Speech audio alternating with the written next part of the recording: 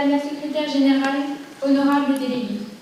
Nous vous remercions de nous donner la chance de nous exprimer. Une représentante de la Côte d'Ivoire à la tribune du Conseil départemental des Vosges. L'actualité en bref, c'est tout d'abord cette simulation d'une assemblée générale de l'ONU. C'est sur le thème de l'accès à l'alimentation durable pour tous qu'ont débattu ce mardi ces 64 collégiens, des éco-délégués des établissements Jules Ferry à Épinal, Christian Poncelet à Remiremont et la classe de 5e du collège Jean Montemont de Rupt-sur-Moselle. Par petits groupes, ils ont travaillé depuis mars pour incarner l'un des États membres et produire discours, résolutions et amendements. Une première pour le Conseil départemental, accompagné par les jardins de Cocagne de Thaon-les-Vosges qui ont formé les élèves tant sur les questions de gaspillage et d'alimentation que sur le rôle des Nations Unies et la prise de parole.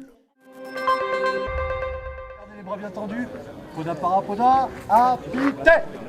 À la découverte de ce qu'on pourrait qualifier d'athlétisme antique, un voyage dans le temps proposé le week-end dernier sur le site de Grand, 8e amphithéâtre le plus conséquent du monde romain avec ses 148 mètres de long et ses 17 000 spectateurs potentiels, par les compagnies spécialisées et habituées des lieux Acta et Roma Guitari.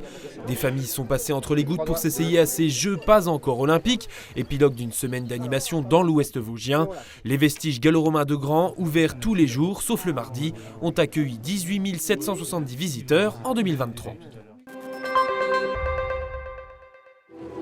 C'était il y a quelques jours et sous la pluie, le stade des Perrets de Saint-Nabord accueillait la fête intercommunale du sport, événement organisé par la Comcom de la Porte des Vosges méridionales, de l'aïkido, mais aussi du hockey ou encore du tennis. Au total, 35 clubs ont participé à cette première édition, un moyen de promouvoir l'activité physique, mais aussi de permettre aux habitants du territoire de découvrir des disciplines peu connues, à l'image du iaido, le sabre japonais, par le biais de démonstrations. Ici à l'œuvre, un octuple champion d'Europe de twirling bâton.